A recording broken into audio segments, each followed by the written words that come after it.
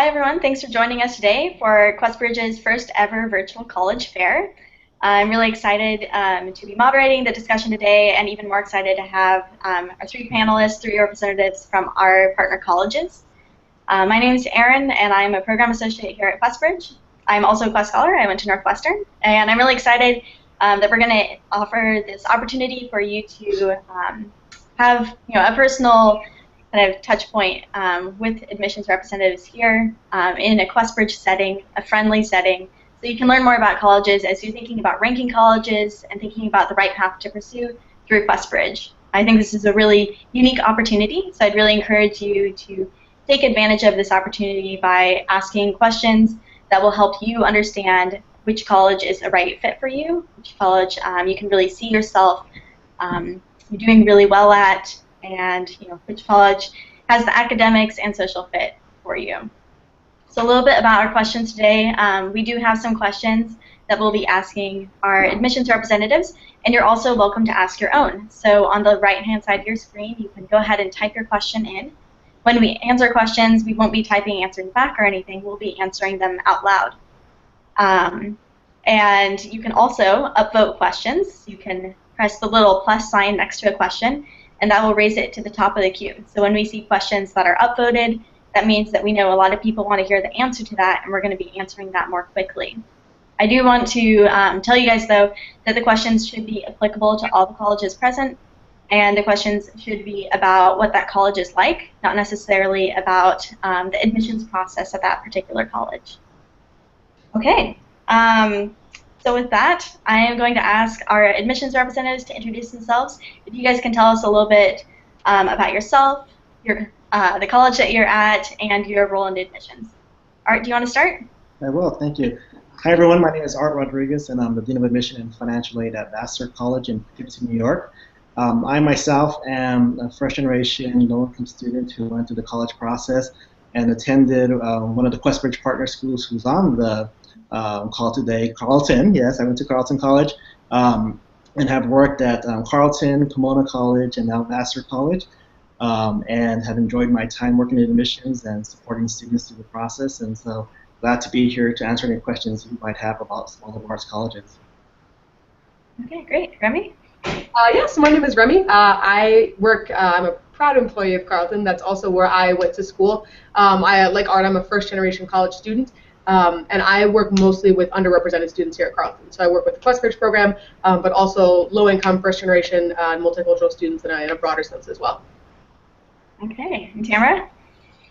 Hi, I'm Tamara Seiler. I am the Senior Associate Director of Admission and Coordinator of Minority Recruitment at Rice, also where I went to school. I'm a native Houstonian who decided to stay in the same town. First-generation college student, actually raised by my great-grandparents, so we were very low-income.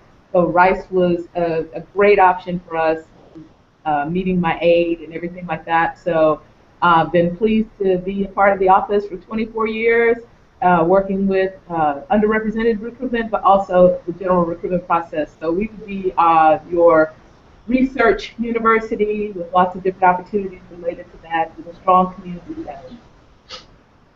Okay. So we might have some students on here who are kind of familiar with your colleges. Maybe they've heard the name here and there. They know that they're a good college, but they might not know a lot more. Could you guys give your 1-minute spiel for what your colleges are about? Perfect. Any particular order or just? Any order you want. Do you want to start? Okay, go ahead. So Vassar College is a small liberal arts and sciences college, as I mentioned, in Poughkeepsie, New York.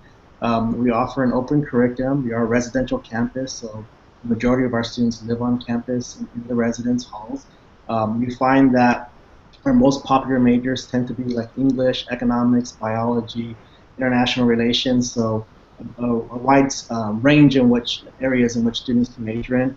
But basically, we want to make sure that students have access to small classes, close relationship with faculty members, and do so on the residential campus.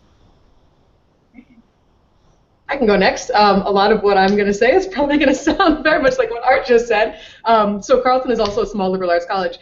We're smack in the middle of the country in Northfield, Minnesota. It's a small town of about 20,000 people, and we have about 2,000 students on campus. We're small by design, right? For the same reason that I'm sure you know Vassar is small by design. We believe in the power of small classes. We believe that students should have one-on-one time with professors, time with other faculty, things like that, research opportunities, internship opportunities. Academically, Carleton is a little different than a lot of other schools because of our trimester system. That's one of the things that really, I think, differentiates us from peer institutions. So our kids go to class for 3 10-week terms rather than usually quarters or semesters at other schools. So the pace is fast, right? Terms are only 10 weeks in length, but you only take 3 classes at a time, right? So it offers a lot of flexibility in terms of your courses, a lot of flexibility in terms of study abroad, and you can actually take more classes over the span of a year, which is pretty nice if you find that you are kind of the quintessential liberal arts college student, right? You want to major in math, but also do a lot of women and gender studies and a lot of biology and English and Japanese and Chinese and Arabic on the side. You have more room in your schedule to do that. I should also mention the character of Carleton. We're known for being quirky, nerdy, goofy, silly kind of people. So if you find that those are descriptors for you, then Carleton might be a good personal fit for you. Okay. And of course, Rice. First of all, we're very proud of being one of the original partners of QuestBridge. They're from the very beginning.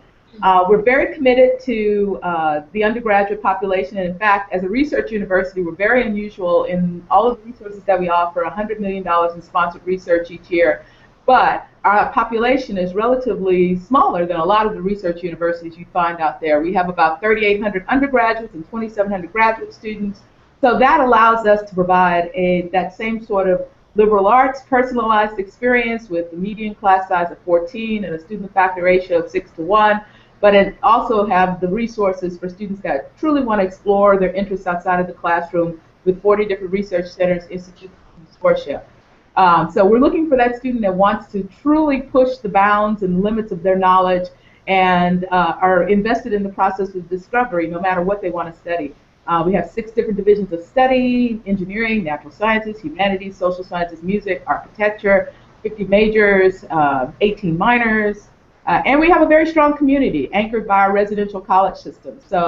And the residential college system is something that lasts for all of your time here at Rice. Some say for life, because once you get invested in the community that's a residential college, that's how Rice alumni really introduce themselves to each other. They say, hey, oh, you went to Rice. What college were you in? And they don't mean your academic division. They mean what college were you in? So which community were you part of? So it's a very rich environment, and I think definitely in Houston, you can't forget that we're in the 4th largest city in the United States, which also gives us some great opportunities right across the street from the world's largest comprehensive medical center. So we have great resources off campus to offer students as well. Okay. So, some students might be doing research right now, and, when you're researching colleges, it can seem like a black hole. You just get sucked in, and there's so much information out there. You can spend hours on it.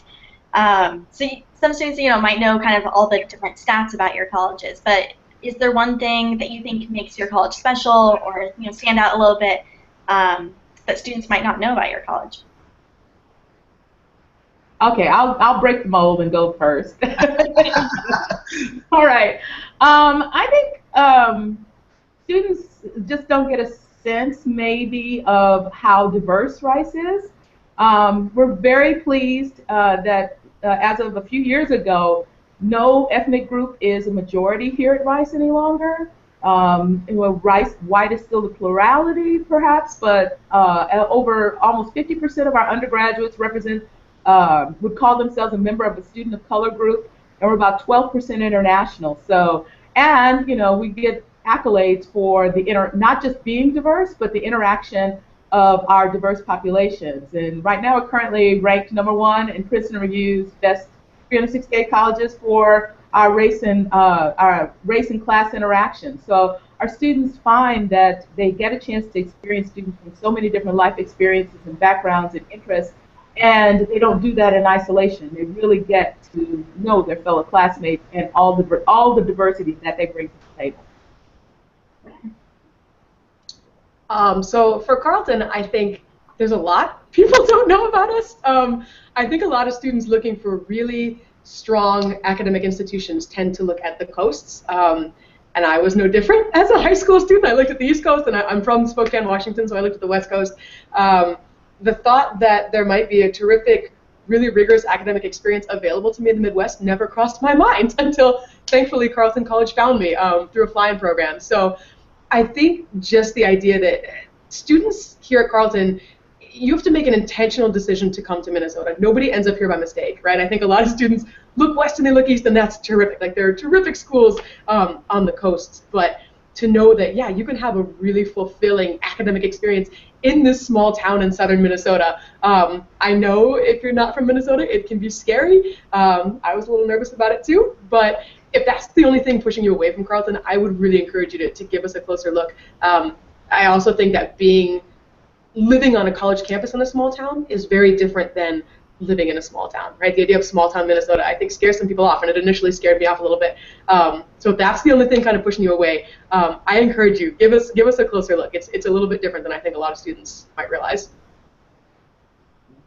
And for Vassar, I would say that one of the things that I believe students don't often recognize is that we do have an open curriculum, so we don't have very many requirements that you have to complete, which gives students lots of flexibility in really framing their academic program here at the college, receiving guidance from faculty. So as you create that plan, as you decide on your major, you really are looking for students to engage across disciplines and not really focus just on one area in your major. So being able to think broadly about your education is important.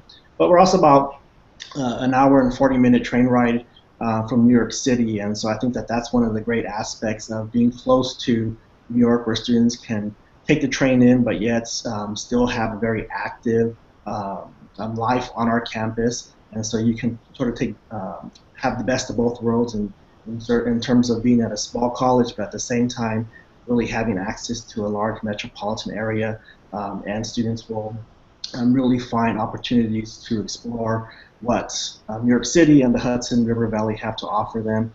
But lastly, I think that one of the things that I really appreciated about my time here is the students and the type of experiences they're looking for as they think about college. You know, certainly there's the academic side of why they choose to come to a place like Vassar, but at the same time, the experiences that students have, you know, living and learning together, you take away from that, and that, I think, is what's very important about a college. Your college time is the fact that your learning isn't necessarily isolated to the walls of the classroom. It expands beyond the classroom, and students really appreciate the conversations, really appreciate the continued interest and insight that students are willing to share across a range of different areas. And so that's something that I think students find across all of our schools, but I would say that it's really a stronghold at Vassar as well. Great.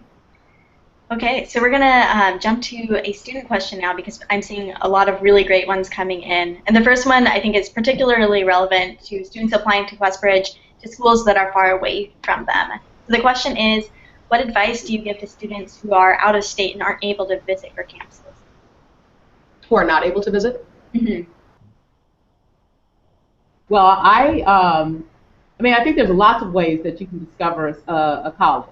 I mean, if they're not coming to you, which is something that we often do, so we're coming to your own area, and if you're on the college's mailing list and they know about you, typically they're going to let you know if they're having a school visit or an information session, or if they even just have students who blog online. Student blogging is some of the best sort of first-hand experiences that you can get. We have a really active chapter of Quest Scholars, and so sometimes like we'll have a chat and use our students on campus. So if you get invited to that, that's a great opportunity for you to get to know students. Of course, you can always ask if the school has a fly-in program.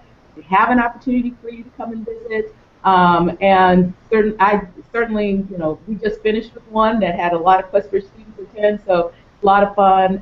Lots of students, their first time to Texas or in Houston. Well, I say Houston, because Houston is not necessarily Texas. So I mean, don't be afraid to look online and see, and virtual tours. Lots of us invest in virtual. I would also recommend just reaching out to admissions officers at the college. And many of us we'll certainly answer any questions that you have. But if you wanted to get in contact with students here at the college, we're happy to connect you with those students so they can share with you their experience at any one of our institutions. So, communication is going to be helpful, and reaching out to us is easy enough via email or a telephone call, whatever works for you. Yeah, I don't know that I have much to add. The only thing I might say too is think about the reason why you're not able to visit. So many of our students applying through the QuestBridge program are super, super busy. So if you can't make it work with your schedule, understandable. And utilize, as people were saying before, utilize the virtual tours and calling and things like that. If it's an issue of money, I hesitate to speak for other people, but I think many of the partner schools, if not all the partner schools, have funding, right? So if money is the only thing stopping you, get in touch with us and see what we can do to help you with that. Great. I especially love Art's advice about reaching out and seeing if there's a student that you can get in touch with. I think for a lot of QuestBridge students, you don't know anyone at those schools, and it seems like very inaccessible, but it is really easy to get in touch with a student. And I know that when I was going through the college application process, that is what really helped me figure out where I wanted to apply. It was from hearing from students themselves. Okay, so we have another question here. I'm going to take it. And it is there a club or program or something along those lines that provides support to first-generation students? In California, at California State Universities, there's an educational opportunity program, and the students referencing that, wondering if there's anything similar to that. And of course, I do want to add that we do have the Quest Scholars Network at our colleges, and that's like a really great community and support network. But is there anything, any other thing beyond that your schools offer to support first-gen or low-income students? Yes. Go ahead, Art. You go ahead. So I would say definitely utilize the Quest Scholars Network on campus. Two specific routes if you do end up at Carleton. I would say look into TRIO, which provides support for first-generation low-income students and students with any sort of disability, and also look into our Office of Intercultural and International Life, what we call our OIL office. OIL is really open to anyone on campus, but we find that a lot of students who come from underrepresented backgrounds really find a pure network through OIL and can just get additional support with whatever they need, whether it's how do I pay for my books, I need help with my classes, I need to know how to talk to this professor, even down to, gosh, it's really hard being on this super elite campus with a lot of people who their parents went to school. Like, I would love to talk to someone about that. So there's a range of different resources that you can get through, specifically TRIO and OIL, I would say. I would add to that, at Vassar we have a program called the Transitions Program, which actually is a program designed specifically for first generation and low-income students who are enrolling at Vassar. And this program hosts an orientation before the general orientation for our students on campus, as a way to really meet faculty and administrators at the college, to acclimate to the environment, learn about some of the resources that we have here, so that as classes begin, as you transition into college life, you know who you might be able to reach out to ask for support along the way if you need it, or just individuals that you might talk to as you think about your academic path and think about your types of courses that you might enroll into.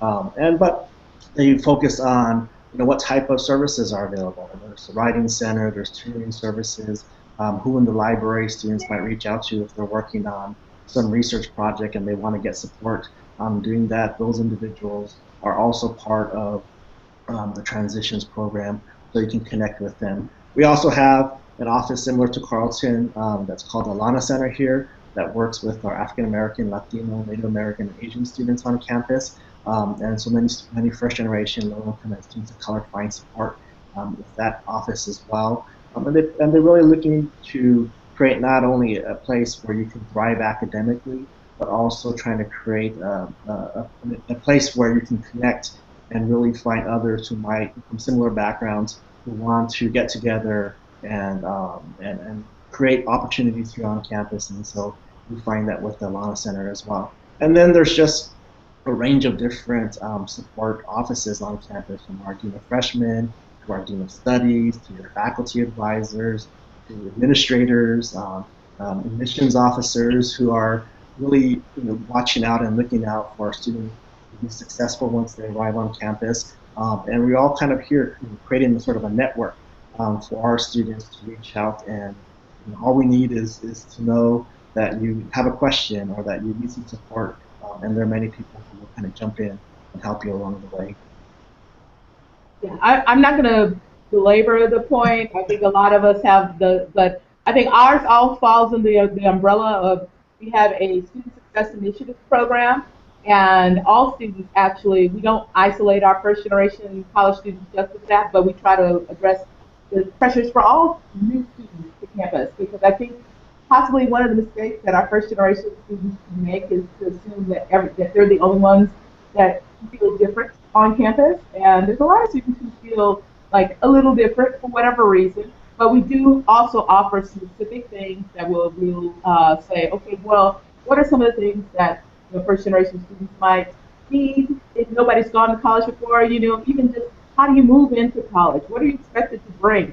What are all this? So we have one office that kind of does all of the umbrella things, from anywhere from first year programs that really looks at the first year. If students can have a successful first year, then chances are they're going to have successful college experience. So we've got the first year experience. We have a great orientation week that students go through. There are diversity advisors through the orientation week that help students to kind of talk through different scenarios that they may encounter in college. So knowing how to live with people from different backgrounds and experiences and interests is very important. And I think a lot of students, if they say something insensitive, it's not necessarily that they meant something initially. A lot of them just don't have experience dealing with a large range. We want to make sure that we give students the chance to kind of talk about different scenarios and say, hey, that would make me feel a little bit uncomfortable. And so, and we have advisors, student advisors, who take those programs. So I think and we've got a lot of things that were said previously. I think a lot of colleges are really invested in success. So when you get there, the services are there. It's often just a matter of you being willing to raise your hand and say, I want to be part of the services that are available. Yeah. I think on a very similar note, we have another question. And this question is, how would you describe the academic support programs your school offers for their students? So I know some of this will overlap, but are there any other, unique academic programs or just like really strong academic programs that students at your colleges take advantage of? Sure. Well, during our orientation week, all incoming from new students are basically divided into orientation week groups. And you get the assignment of a faculty member, a community member, whether that be a staff member, an alum, or someone of the university, 3 upperclassmen, and you get a peer academic advisor. And so that's like a group of 8 new students with basically 5 people to advise them sort of in that transition. And they talk a little bit. You have to go through orientation before you can sign up for classes. So from the minute you get there, you're actually being advised on some of the choices that you would make. And then within the colleges, within our residential areas, there are divisional advisors. Most of the departments have first-year advisors who would be specialists in a particular major. And then when you declare your major in the spring of your sophomore year, you get an additional advisor who's there to help you direct your major program. So often we tell students, okay, you might have to make a choice of which advisor's advice you're going to follow, because you're going to have so many people giving you advice, both at the professor level and, well, actually at the professor level, the peer level, alumni, within your residential area. We have senior faculty members who actually live with students on campus who are not there to tell them what to do, but they're there to kind of help and be another sort of support network where students can have access to that outside of classroom time. So I would say,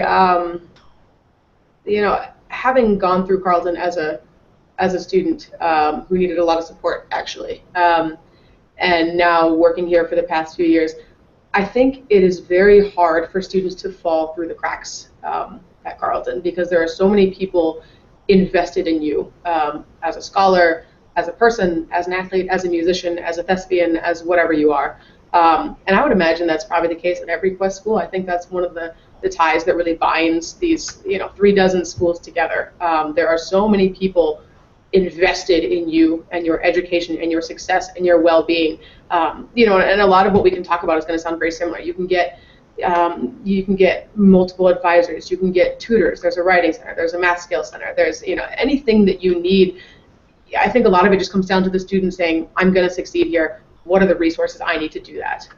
You have people here who genuinely care about you. And I think, that's obviously something I'm thrilled to be able to talk about as someone who works here at Carleton now. But, I can't imagine it's much different at any of these other terrific partner schools either. So I think a lot of it just comes down to you, the student, saying, it's going to be really hard work here. They're going to demand a lot of me, but I'm going to do it. And then finding the steps that you need to do it.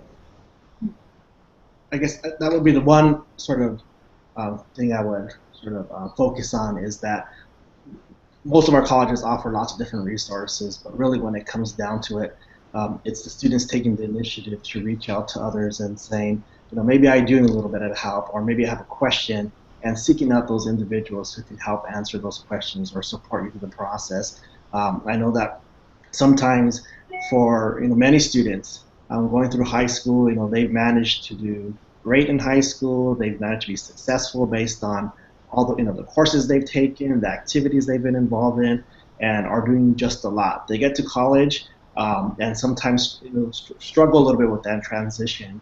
And as opposed to thinking that this is a part of moving into an environment that's going to challenge you a little bit more, where you're going to have classes that are going to be a little bit more demanding than maybe what you've experienced in high school.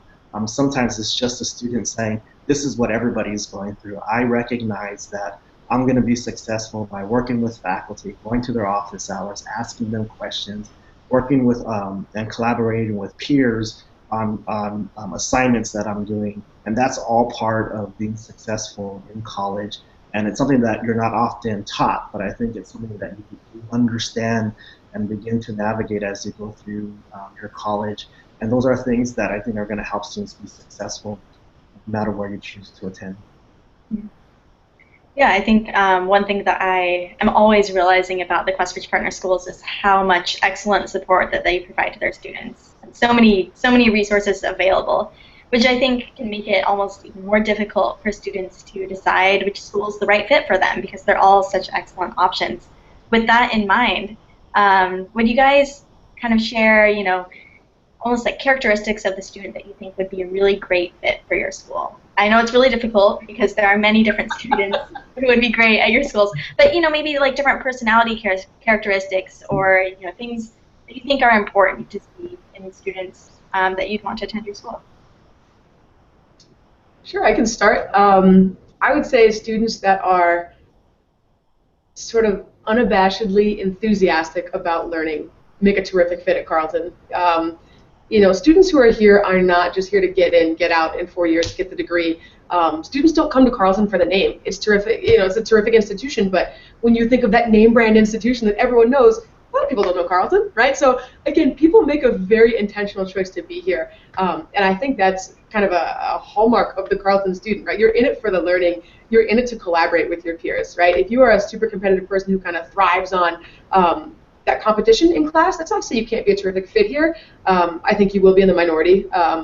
Students really do focus a lot on working together here, and collaboration is a big part of what we do, even on projects that aren't group projects per se. Thinking back to my 4 years here at Carleton, most projects became group projects by default, right? Because you understand that there's value in utilizing your super smart peers. There's value in everyone working together. There's value in sharing that knowledge. I also think students who want to really take advantage of the full college experience, right? So I talk about Carleton as an academic experience that kicked my butt. For 4 years, kicked my butt in the best of ways. I came out stronger for it. But we want a student who is excited about balance, right? So many of you work so hard, and that's awesome. But recognize that, yeah, we want you to work really hard in class, but if it's 75 degrees and sunny outside, go throw a Frisbee, right? Go get some pizza with your roommate. Go bowling. Take a break, right? Utilize the 300 student groups on campus. Make sure you have the full residential college experience. Don't work yourself so hard that you're not going to actually enjoy your 4 years here. And when the students are talking to me and they're talking about, or when we're sort of talking about students in committee, the two words that keep coming up are passion and impact. And I think that first of all, Rice students don't need you to like the same things that they do. They don't need you to be, that there's not one thing that sort of drives the college experience here, other than, a lot of students think they're academically driven. I like to say they have cooperative competitivism. they really are more competitive with themselves. They expect the best out of themselves, and they get disappointed when they don't get it. But that doesn't have to come at the expense of anyone else. And so, you know, if you're passionate about music, that's great. I'm passionate about engineering. I just need you to be passionate about something and want to make your impact here at Rice. And so I think, and there's a healthy respect for that. And people want to kind of understand why you're so excited about that thing and why I'm so excited about this thing. And kind of be open-minded to hear why I'm excited about my thing, and I'll be open-minded to hear about why you're excited about your thing. And like, I was really involved in theater, and there are friends of mine who had never gone to a theater show, but then they started coming to theater because we became friends and they wanted to see the things that I did. And I'm not a big sports fan, but I had varsity athletes on my floor, so I would go and see some of their varsity athlete things. I think a level of open-mindedness to kind of just get that sense of what somebody else is bringing to the table, just to expand your life experiences and to create friends who have so many different interests, and in turn just contribute to your having a different interest or being exposed to all sorts of things. So just keeping yourself open to new experiences and really not being ashamed to show your passion and where you want to make an impact. And I would add, you know, at Vassar, I would say that, you know, our students, if you describe them as being bold, curious, students who are looking for a supportive environment and a place where they're going to find others who are very excited about learning and engaging and connecting with their peers. And you see this in the classroom. You see this as students want to learn from each other, not just faculty members in the classroom, as you talk about different topics that you're covering in a particular class. Additionally, I would say that students are looking for a community, a place where they're part of something that is, you know, just bigger than themselves, and where, you know, where an individual isn't just a spectator, but they're actually somebody who is deeply involved and engaged in what is happening on campus. And I think that that's something that really drives our students as well.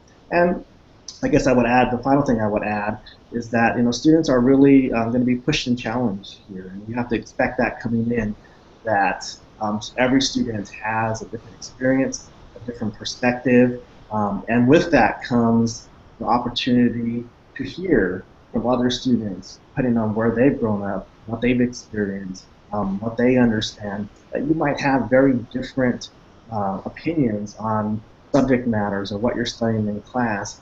And although sometimes you might have debates and you might be challenged in your own learning, that's only going to help you become a much more educated and knowledgeable person. And so those takeaway experiences that our students have, I believe they grow from, and use those as they think about their own academic approach to learning, but also as they think about how they understand the world around them. Okay.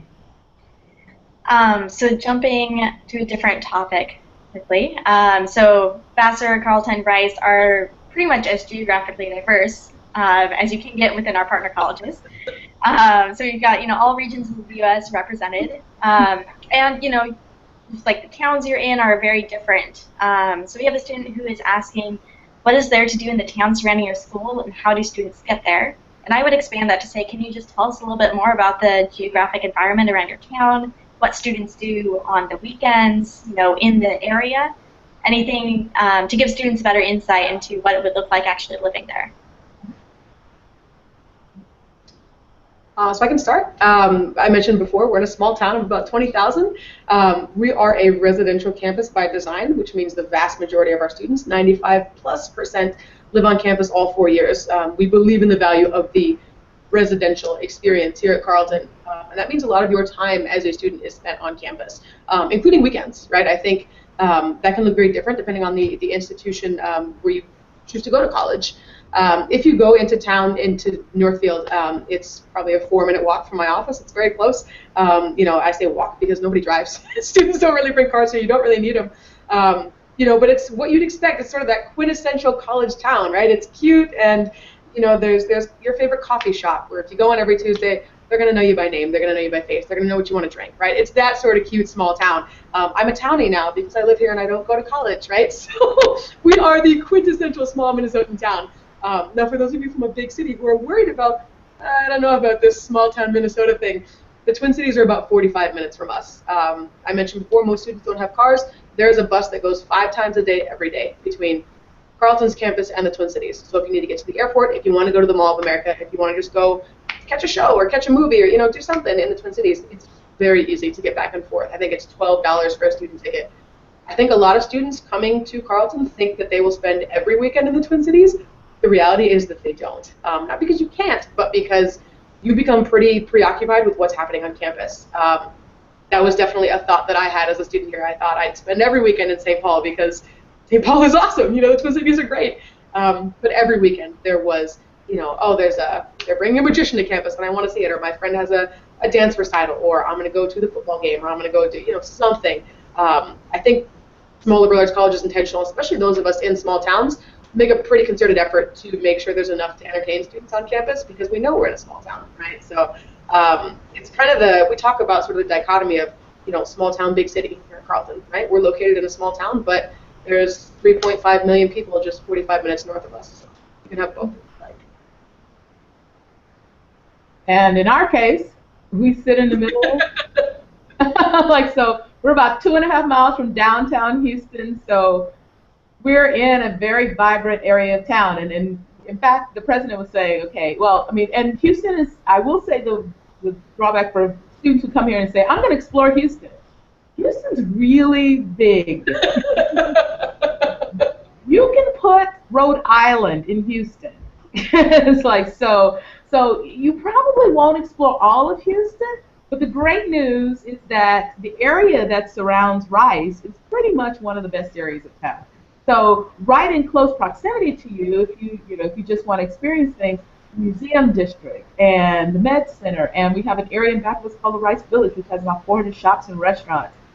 We offer shuttle service to Fiesta, which is a great international grocery store here, and Target every weekend. So if students want to get off campus, they don't have to have a car. We actually have a light rail that runs from downtown Houston past the Rice campus to all of the sports venues. And we give all of our students what's called a passport to Houston, and part of the passport is giving them a free access card to get on the light rail to go downtown and they can explore the city. And it connects with the bus system, so you can go and explore the city on the weekends. But much like Remy said, during the week, you have so much to keep you occupied on campus that typically there's not necessarily this major desire that I have to leave campus and go into Houston. But really, you're in Houston, but it does give you. We have the kind of the best of both worlds. Our campus is 300 acres, not cut through by any major city streets, surrounded by a 3-mile green hedge. So it almost feels like you're at a traditional college campus, and then you step off campus and you're standing on Main Street in the 4th largest city in the United States. So we want our students to definitely explore Houston, and Houstonians love Rice students. In fact, there's a bumper sticker here that you see, and it's like, oh, you go to Rice, you must be smart. And the town Houstonians love the idea of Rice students, and Rice students are great ambassadors when they go and they're exploring the city, and they're going to concerts, and they're going to sports events. Right now our Astros are doing well, our Texans not so well. So there's lots of things to do, but really there's so much to do on campus that students find some piece of their life on both ways. I would say for Vassar, there are different areas that I can describe for you in terms of the surrounding community. Right next to our campus is a small town called Arlington, which is sort of the district that students go to for local restaurants, coffee shops, small stores and sundry stores and so forth. And that's all within walking distance of campus. About 2 miles away from our campus is actually the city center of Poughkeepsie, which students will go into, usually with a group of students or maybe on family weekends to different restaurants and whatnot, and take advantage of that area then. But we're located, as I mentioned earlier, in the Hudson River Valley, which just provides a wide range of different outdoor opportunities for our students. And so students who might be really interested in rock climbing can go to the Adirondacks and do some rock climbing there. There's canoeing and kayaking along the Hudson River. Certainly at this time of the year, many of our students will go apple picking and pumpkin picking and bring those back to campus and be a part of the community effort in that way. And then certainly there are all the things that you can take advantage of as well in the city, from going to Broadway shows to going to, world famous museums, going to Central Park, and so you have access to that as well. So really, it just depends on sort of what type of access you want to the area, and where you might choose to go on a particular day. But I would say, like Rice and like Carleton, our students tend to be very busy on campus, and do have to plan out getting to these different locations, because sometimes there's so much more going on our campus that students choose not to leave because they can see speakers or attend events on our campus that are being hosted for the community from Vassar and outside, that many times it's just easier to be involved and engage with all the things that are happening. But I would say one other way that students find themselves really taking advantage of the local area as well is through different community service activities. And so if service is important to you, you can certainly do so in the local area, whether it's being involved with schools or being involved with social service programs, or again, even making your way down to the city to also be involved with a range of different community service activities. And so if you're looking for ways to be engaged in the community in a slightly different way through community service, you find that as well. Yeah, Art, as you were pointing out, I feel like there's often so much going on campus that it's so hard to get away because there's so much every single night of the week. There's something going on. With that in mind, can you guys tell me a little bit more about the different activities that students are involved in on campus? I'm sure it's a very broad variety, and also in particular, one event or one thing that happened on campus this past year that was really exciting to you, that you really enjoyed. Yeah, Sure. go. Well, I mean, there's a lot to do on campus. Lots of it is student-run and student-initiated. So we've got about 240 different clubs and organizations on campus. We're a little different than many comprehensive research universities in that we also have a Division I sports athletic program, and so we have about 14 Division I sports, and all of our students get free access to the athletic events. Our football team, they're small but mighty, and we've actually gone to bowl games 3 of the 4 past, and won. We won the Hawaii Bowl last year, so there are sports. I think sports, and we actually about 80% of our undergraduates play some form of sport, whether it be varsity sports or intramurals or club sports or just fun sports. Theater is a big thing on our campus, so we have about each one of the residential areas put on 1 or 2 theatrical productions a year, and then we have our resident company, the Rice Players. So we have a lot of people who've never stepped out on a stage who find themselves having the opportunity to just see if that's something that they like and maybe discovering an interest they don't have. And also music. We have lots of people. We have our marching owl band. We have our Campanile Orchestra. We have lots of ways for non-majors and music. But community service tends to be a big sort of interest of our students. We have a great city for them to be able to do their service projects. So lots of our students go off into the city and really have the opportunity to make a difference in the city. But I guess something that happened on campus recently. Well, okay, last weekend we hosted our SOAR program, Seeking Opportunities at Rice, which is our fly-in program for students who need resources to be able to come to campus. And we had about 118 students who came and enjoyed their 2.5 days here at Rice. And while we had sort of an ice cream social mixer thing, and we had a couple of our student groups come and perform who I actually hadn't seen perform. We had the Low Key, which is one of the female a cappella groups, and they, very much so like a Pitch Perfect type of thing, and it was really exciting. And then we had our Spontaneous Combustion, or SPOCO, and they're a improvisational comedy team. And what was really cool was that they took a lot of the prospective students and they kind of integrated them into their different vignettes that they did, and and it was a great way to see like prospective students and current students interacting with each other and see how sort of open our prospective students are to having those experiences on campus and being able to see how they're going to fit into a college campus. So it was really kind of an exciting event and seeing how easily they fit into our campus. So that was probably the most exciting thing I've seen recently.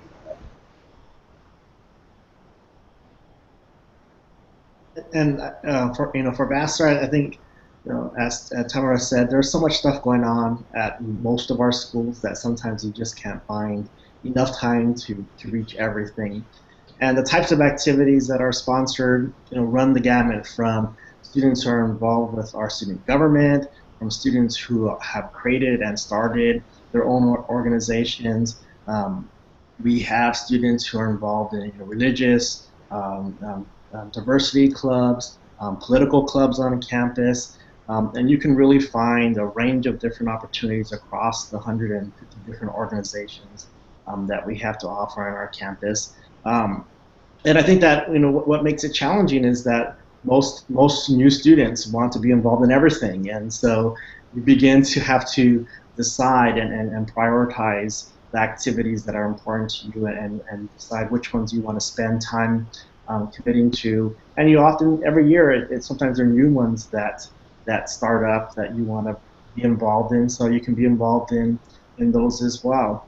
One of the activities that took place this last year that is actually not a new activity but has been going on for the last 30 years is it's called the Vassar Repertory Dance Theater. And one of the fun things about it is that these students who are involved with the dance theater program is that they actually are able to use the facilities in Poughkeepsie, so the Bardavon Theater, and they put on a performance over the weekend for students, for family members who are visiting, for members of the community. And it's just a great way to see a range of different types of dance programs that are offered: ballet, jazz, tap, and modern dance, and students who really committed their time to this type of activity. And in many cases, many of them can be very much professional type dancers, and the joy that they get out of it,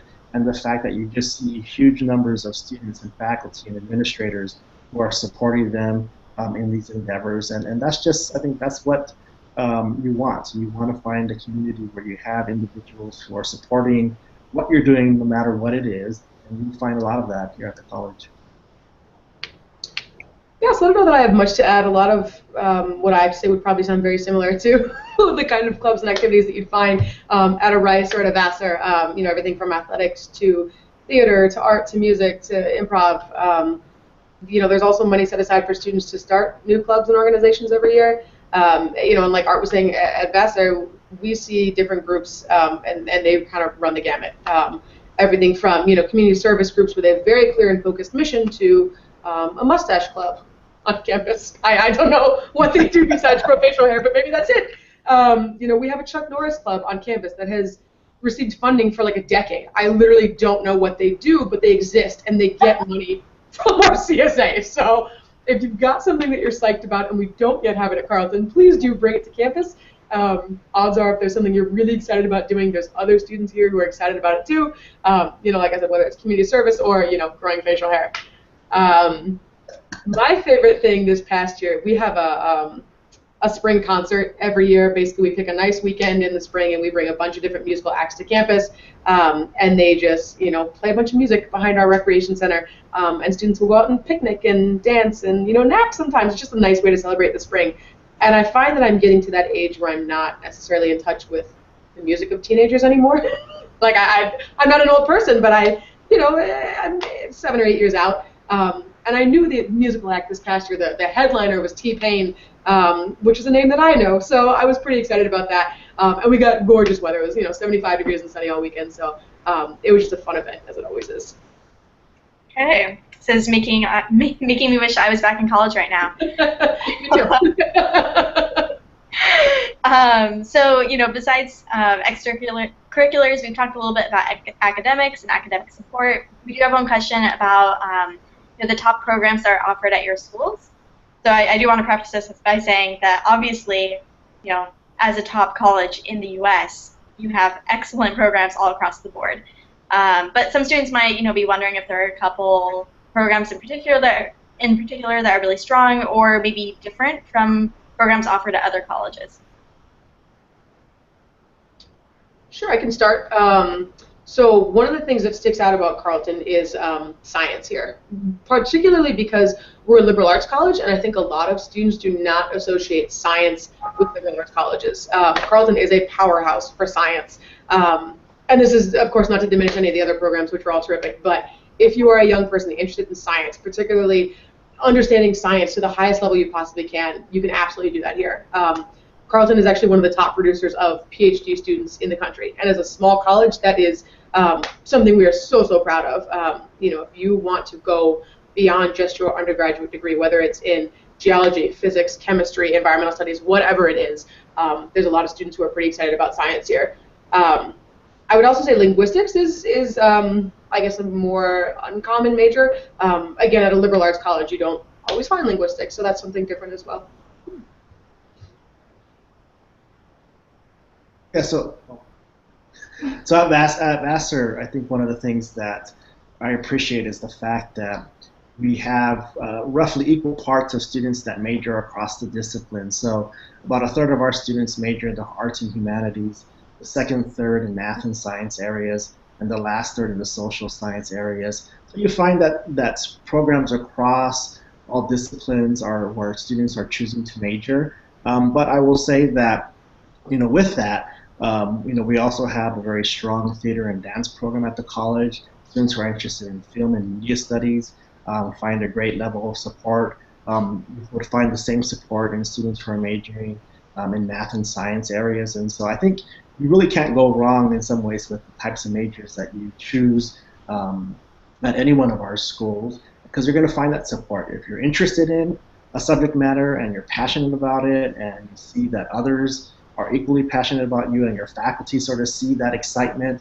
about you learning in a particular area, they're going to encourage you to really to major in that particular field and discipline. And so even though we can sort of list off the most popular majors on our campus, I think that you'll find that whether it's a very large department or a larger department at any one of our schools, or even some of the smaller departments at our schools, that students are choosing majors that really excite them, and that they find that they want to study, and that they're trying to sort of remove that pressure of having to choose a major because they think it's going to land them sort of that dream job later on. I myself studied geochemistry in college. Thought I was going to go the science route. Haven't touched science since I graduated from Carleton, and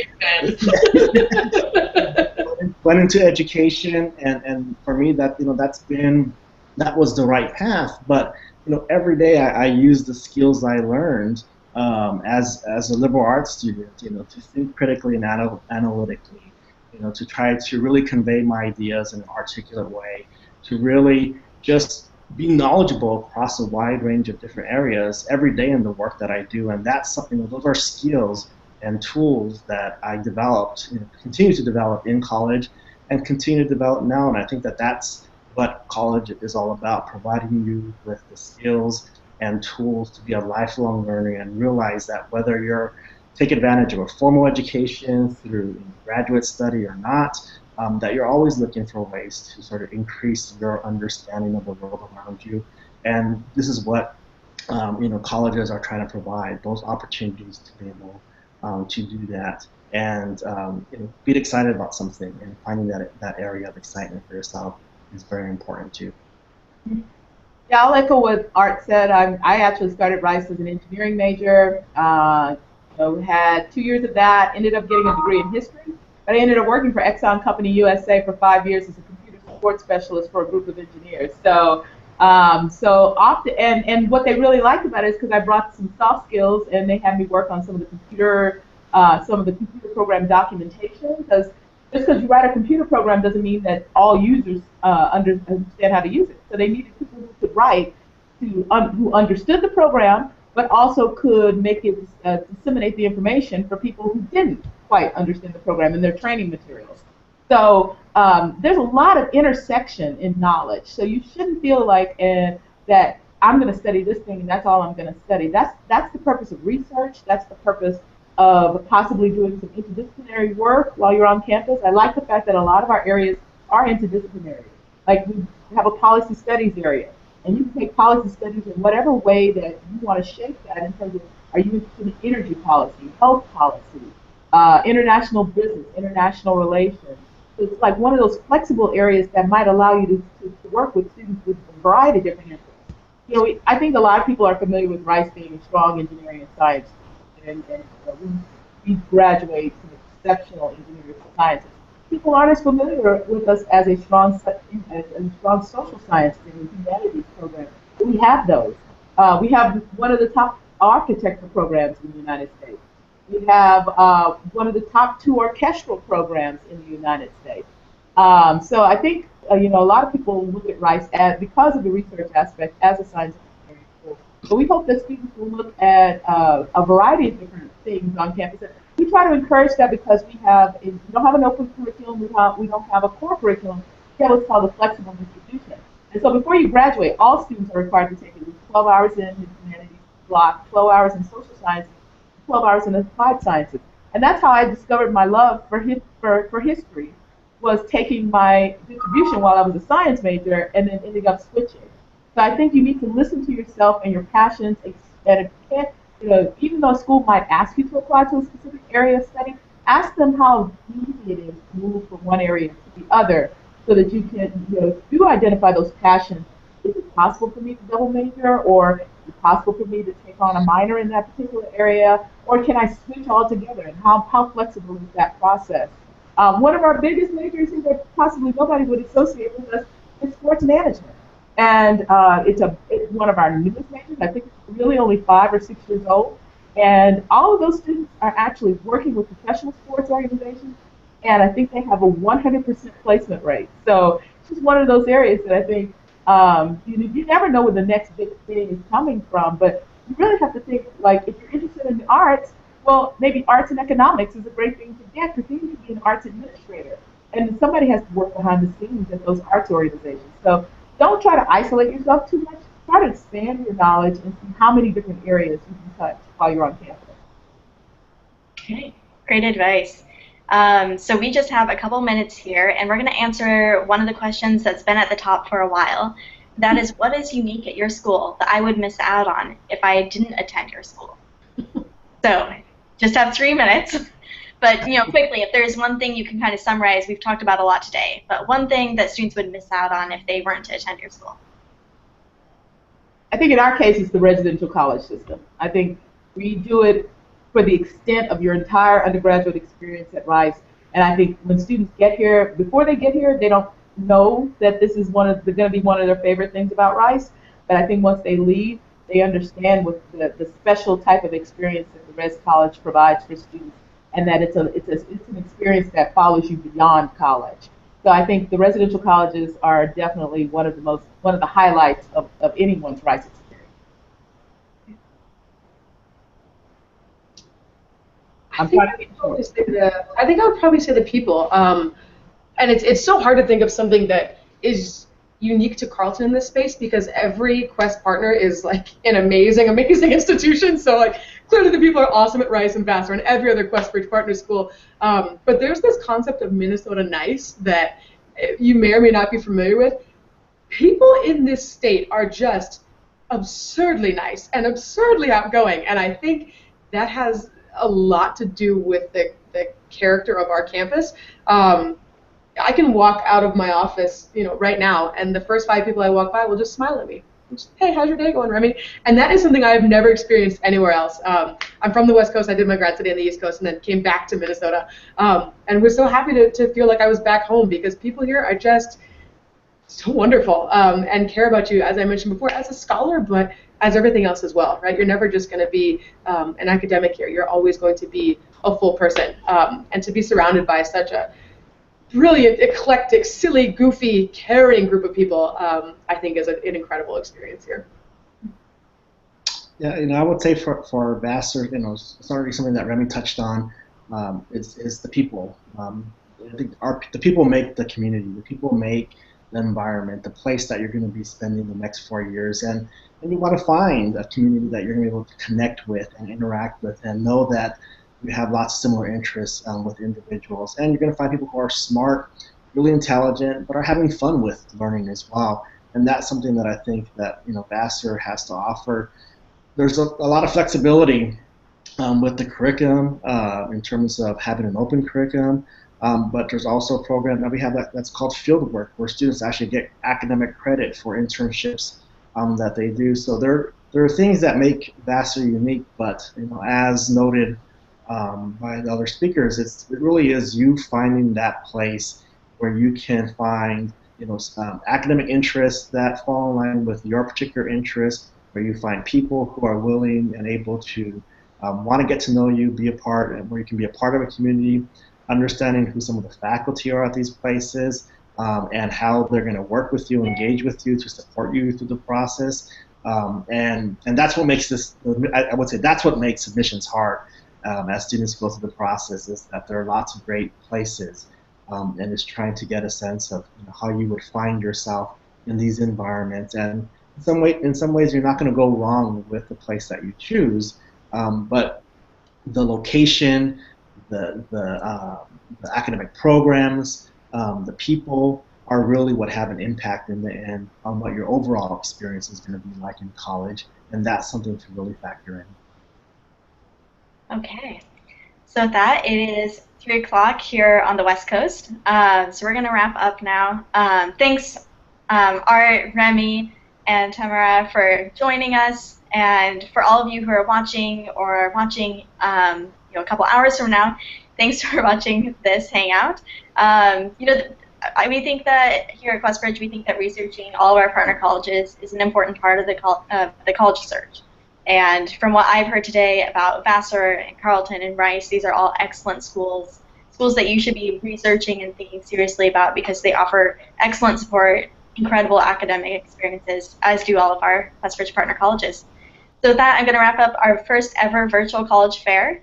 And we have 2 more, tomorrow and Wednesday, that you're welcome to join us for. Again, thanks everyone for joining us, and best of luck with your college research.